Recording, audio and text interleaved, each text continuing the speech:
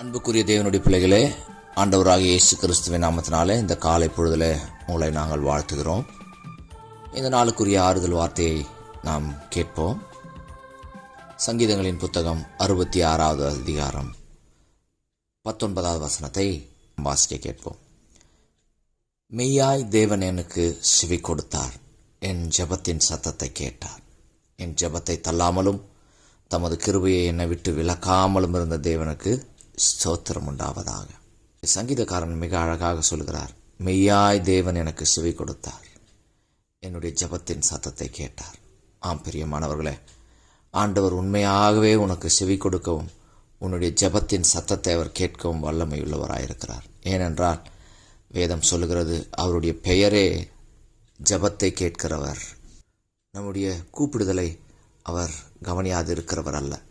நாம் மனமுடைந்து அவரை நோக்கி கூப்பிடும்போது அவர் நிச்சயமாகவே நமக்கு செவி கொடுக்கிறவரும்.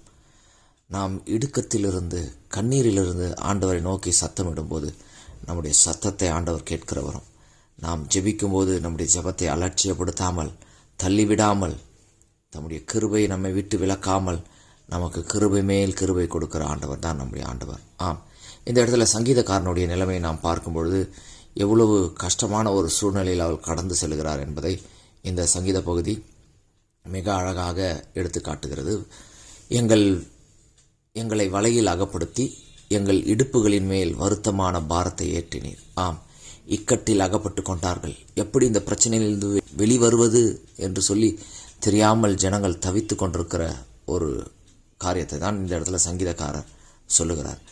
பிரச்சனைகளில் மாட்டிக்கொண்டோம், பாரம் என்றால் பாரம், அதை சுமக்க முடியவில்லை, எங்கள் இடுப்புகளின் மேல் வருத்தமான பாரத்தை ஏற்றினீர் என்று சொல்லி இங்கு ஜனங்கள் புலம்புகிறார்கள். சங்கீதக்காரன் அப்படிதான் புலம்புகிறான். மனுஷரை எங்கள் தலையின் மேல் ஏறி போக பண்ணினீர். இங்கு இவர்களுடைய பிரச்சனை சொல்லப்போனால் அது தலைக்கு மேல் போய்விட்டது, வெள்ளம் தலைக்கு மேலே வந்துவிட்டது என்கிற ஒரு சூழல். அந்த பிரச்சனையை நான் மூழ்கி விடுவேன் இனி அவ்வளவுதான் என்கிற ஒரு சூழலிலே இந்த இடத்துல ஜனங்கள் இருக்கிறார்கள். தீயை போல நான் நெருப்பு மேலே நிற்கிறேன் என்று ஜனங்கள் சொல்லுகிற அளவிற்கு தீயையும் தண்ணீரையும் கடந்து வந்தேன். சோதனைகள், வேதனைகள் எல்லாவற்றையும் இந்த சங்கீதக்காரன் கடந்து வருகிறான்.